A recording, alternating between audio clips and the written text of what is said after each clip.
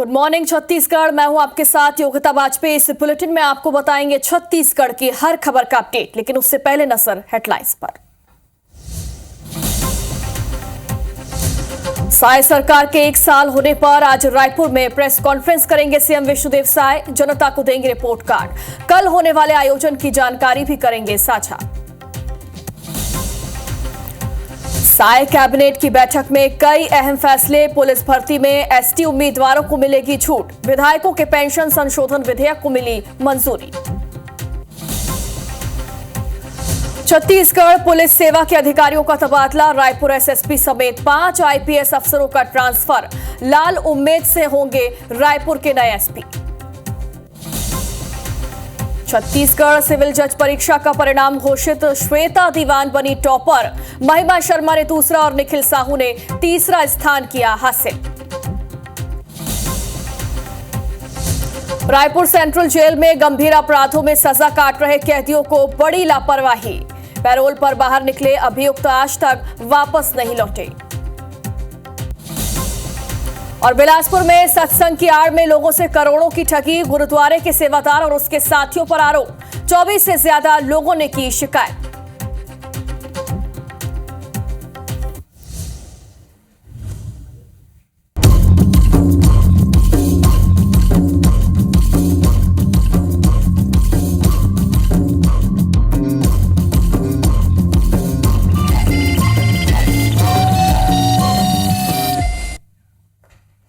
तो बुलेटिन की शुरुआत करेंगे बड़ी खबर के साथ। छत्तीसगढ़ में पुलिस सेवा के अधिकारियों का तबादला हुआ है।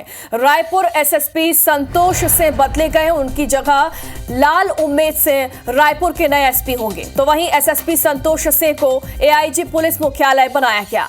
हरीश राठौर पुलिस अधीक्षक मुख्यमंत्री सुरक्षा होंगे। सूरत से परिहार को 14वीं बटालियन बालोद में पदस्थ किया गया।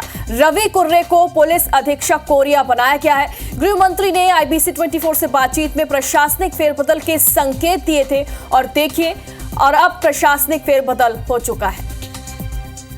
5 आईपीएस अधिकारियों का ट्रांसफर किया गया। ज्यादा जानकारी के लिए हमारे सहयोगी रायपुर से स्टार जैन हमारे साथ लाइव जुड़ गए। स्टार, गृह मंत्री ने संकेत दिए थे और अब 5 आईपीएस अफसरों के तबादले कर दिए गए हैं। और इसी के साथ ये भी एक सवाल उठता है कि जिस तरीके से छत्तीसगढ़ में राजधानी रायपुर में लगातार अपराधों का ग्राफ बढ़ रहा था, तो क्या इसे देखते हुए ये फैसला लिया गया है?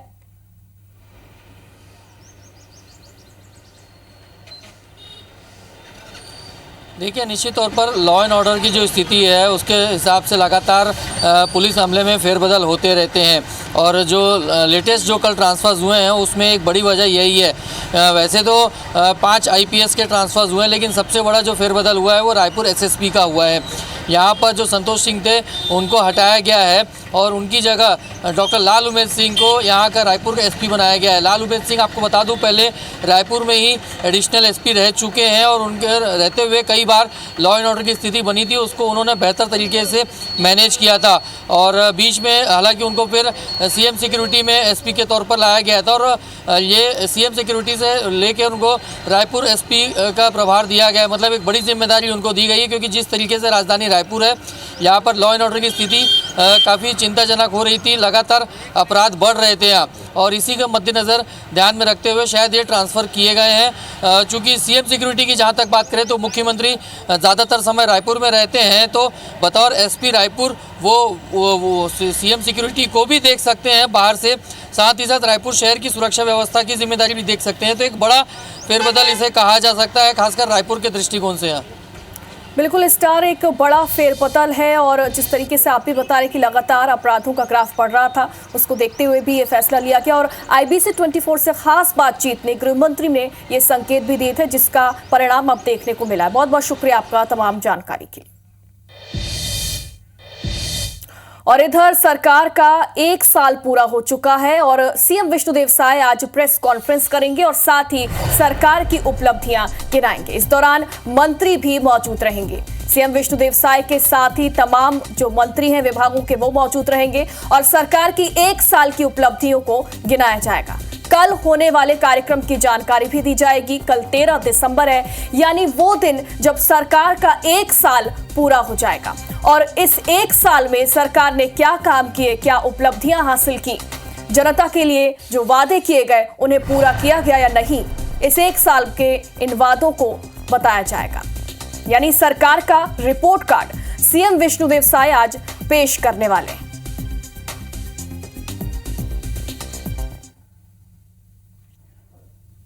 तो सीएम विष्णुदेव साय के कार्यक्रमों की भी आपको जानकारी दे देते हैं। आज वो रायपुर, कोरबा और तखतपुर के कई कार्यक्रमों में शामिल होंगे।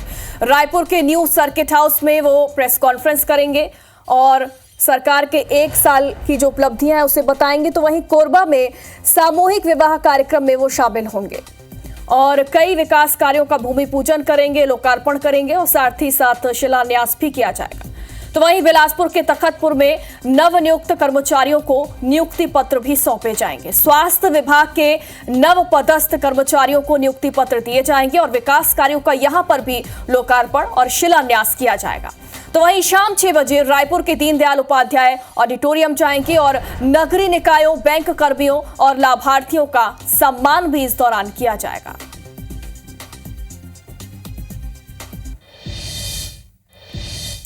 जब किसी कैदी को पैरोल दी जाती है तो उनको तय समय में वापस जेल आना होता है और अगर कैदी इस नियम का उल्लंघन करता है तो उसके खिलाफ कार्रवाई की जाती है। लेकिन रायपुर की सेंट्रल जेल में हत्या, दंगा, नकली नोट छापने जैसे गंभीर अपराधों की सजा काट रहे अपराधियों को लेकर बड़ी लापरवाही की गई।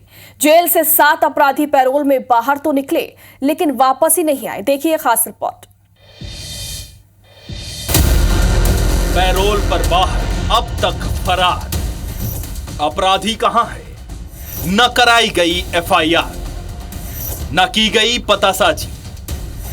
जेल प्रबंधन की बड़ी लापरवाही, आईबीसी 24 का बड़ा खुलासा।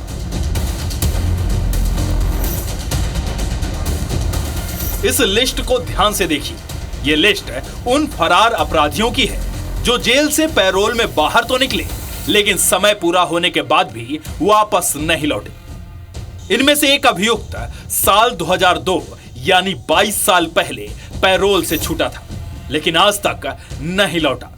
हैरानी की बात तो यह है कि ना तो पुलिस और जेल प्रबंधन ने इसके खिलाफ एफआईआर कराई, ना इसकी पतासाजी की गई। हमारी टीम ने जो जानकारी निकाली उसके अनुसार मर्डर केस में अभियुक्त नरेंद्र श्रीवास जनवरी 2024 से, आरोपी राजीव कुमार अप्रैल 2020 से, आरोपी कृष्ण कुमार अगस्त 2013 से, आरोपी शिव कुमार उर्फ मुन्ना दिसंबर 2022 से, संजीत उर्फ सुजीत सितंबर 2010 से और आरोपी गणेश देवांगन जुलाई 2008 से फरार है। इसी तरह नकली नोट छापने के मामले में आरोपी रूपेंद्र साहू नवंबर 2022 से फरार है। एसएसपी संतोष सिंह का कहना है कि ऐसे मामले में जेल प्रबंधन को भी सूचना देनी होती है। वहीं पुलिस भी ऐसे मामलों में पैरोल में निकले अभियुक्तों की पतासाजी कर अलग से अपराध दर्ज करती है। जिले में ऐसे लगभग आधे दर्जन से ज़्यादा मामले हैं जिसमें जो अपराधी है पैरोल पे छूटा है और वो वापस नहीं गया है। ऐसे मामले में हम लोग एक तो उस व्यक्ति के खिलाफ अगर वो फरार हो गया तो उसमें कार्रवाइयाँ करते ही हैं, कई बार जमानतदारों पे भी हम लोग कार्रवाई करते हैं। लेकिन सवाल ये है कि इन आरोपियों की तलाश क्यों नहीं की गई। रायपुर में गोलीकांड, एक्सटॉर्शन, चाकूबाजी जैसी कई वारदात सामने आई है जिसके पीछे पैरोल में छूटे या जमानत पे बाहर निकले अपराधियों का हाथ रहा है। ऐसे में रायपुर समेत पूरे प्रदेश से दर्जनों अपराधी जो बाहर घूम रहे हैं, फरार चल रहे हैं, वो आम लोगों के लिए कितने घातक है, जानलेवा हैं, इसका आप अंदाज़ा लगा सकते हैं। उम्मीद करते हैं आईबीसी 24 के इस खुलासे के बाद सरकार इस पर संज्ञान लेगी और जो अपराधी फरार चल रहे हैं वो जल्द जेल के सलाखों के पीछे धकेले जाएंगे। कैमरामैन रमाशंकर के साथ संदीप शुक्ला, आईबीसी 24 रायपुर से। और अब आगे बढ़ते हैं, बात करेंगे कवर्धा की। कवर्धा के बहुचर्चित लोहारीडीह कांड में जिला जेल में बंद 16 आरोपी बुधवार को जमानत पर रिहा हो गए। इसमें मृतक प्रशांत साहू और शिव प्रसाद साहू के भाई भी शामिल हैं। तो वहीं दुर्ग जेल में बंद 7 महिलाएं भी जमानत पर रिहा हुई हैं। न्यायालय ने सबूत के अभाव में 5 दिसंबर को 5 में से 4 मामलों में इनको दोष मुक्त किया था और ऐसे में सिर्फ पुलिस पर हमला का मामला अभी भी लंबित है और इसी मामले में जमानत पर सभी रिहा किए गए हैं। जेल से रिहाई के बाद आरोपियों ने गांव में शांति रहने की बात कही है। जेल में लाया गया था 16 सितंबर को और हम लोग 5, मैं दूसरे गांव से हूँ, हम लोग 5 लड़के हैं जो रास्ते से उठाए गए थे हमको।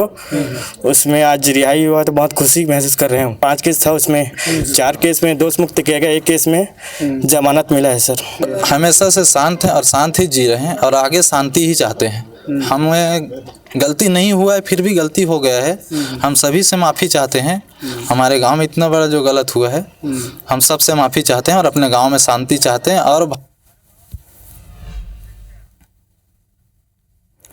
और इधर छत्तीसगढ़ लोक सेवा आयोग ने सिविल जज भर्ती परीक्षा के परिणाम घोषित कर दिए हैं।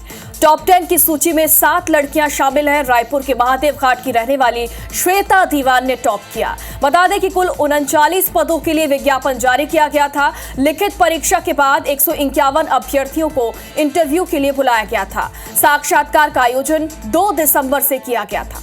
सिविल जज भर्ती परीक्षा के परिणाम घोषित किए जा चुके हैं। पहले नंबर पर रायपुर की श्वेता दीवान है, जो कि एक नवजात की मां भी हैं। सीजीपीएससी ने फाइनल रिजल्ट जारी कर दिया।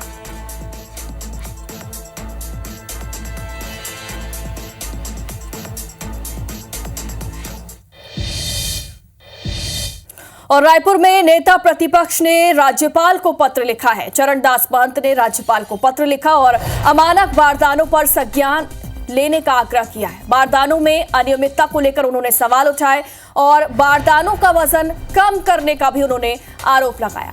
इस पत्र में वो तमाम बातें लिखी गई हैं जिनकी शिकायत उन्हें थी। अमानक बारदानों पर संज्ञान लेने का उन्होंने आग्रह किया है और साथ ही बारदानों में अनियमितता को लेकर भी उन्होंने सवाल उठाए।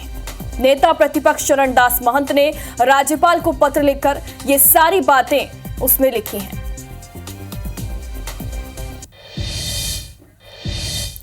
और दंतेवाड़ा में किसान के घर से 618 क्विंटल अवैध धान जब्त किया गया। घर में अवैध तौर पर यह धान रखा गया था, तो साथ ही बारदाने भी यहां पर रखे गए थे अवैध तरीके से, जिन्हें जब्त कर लिया गया। खाद्य विभाग ने यह कार्रवाई की है। दंतेवाड़ा के बालूद गांव का ये पूरा मामला बताया जा रहा है, जहां पर खाद्य विभाग ने बड़ी कार्रवाई की और किसान के घर से अवैध तरीके से जो धान यहां पर रखा गया था उसे जब्त किया गया। साथ ही बारदाने भी यहां से जब्त कर लिए गए।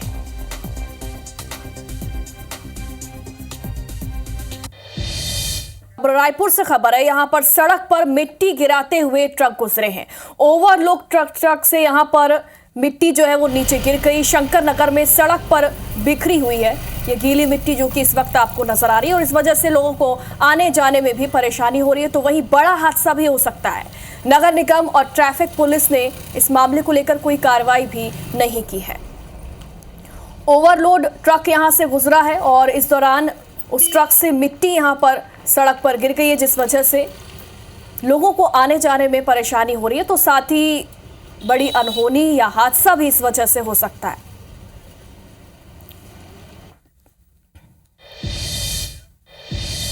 और अब खबर मनेंद्रगढ़ से है। यहां पर शराब के नशे में एक कार ड्राइवर ने जमकर उत्पात मचाया। नेशनल हाईवे में चैनपुर से लेकर झगराखांड रोड तक इस कार ने 7 से ज्यादा वाहनों को ठोकर मारी। इस घटना में 3 घायल हो गए, जिन्हें इलाज के लिए मनेंद्रगढ़ के सामुदायिक स्वास्थ्य केंद्र में भर्ती किया गया। वहीं कार ड्राइवर और कार सवार शख्स को लोगों ने पकड़कर पुलिस के हवाले किया है। पुलिस ने आरोपी ड्राइवर के खिलाफ मामला दर्ज कर उसे गिरफ्तार कर लिया। कार ड्राइवर SECL का कर्मचारी है, जो कि मध्य प्रदेश के राजनगर का रहने वाला है। प्रार्थी शंकर साहू श्री लक्ष्मण साहू चैनपुर के द्वारा एक रिपोर्ट दर्ज कराया गया है। चालक के द्वारा तेज रफ्तार और लापरवाहीपूर्वक चलाते हुए ठोकर मार दिया गया था, जिससे उनके पैर में चोट लगी थी और उनके रिपोर्ट पर अपराध क्रमांक 352-24 कायम किया गया है। एक्सीडेंट के संबंधी धारा लगाकर गाड़ी को अपने पोजीशन में लिया गया है।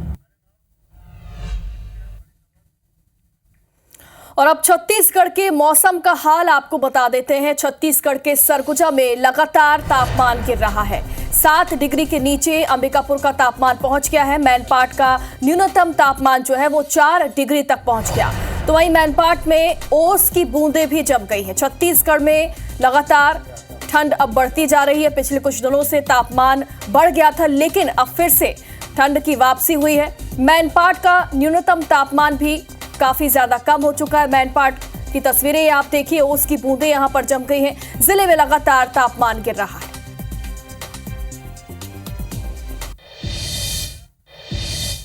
और अब खबर धमतरी से। यहां पर नगरी इलाके में भालू घुस गए। 15 दिन से इलाके में 2 भालू घूम रहे हैं, जो कि लगातार यहां पर उत्पात मचा रहे हैं। एक भालू घर में घुस गया। नगरी जनपद कार्यालय के पास दूसरा भालू नजर आया। 15 दिन से इलाके में ये 2 भालू घूम रहे हैं, जो कि तस्वीरों में कैद हुए हैं। एक भालू यहां पर घर में घुस गया और उसने जमकर उत्पात मचाया।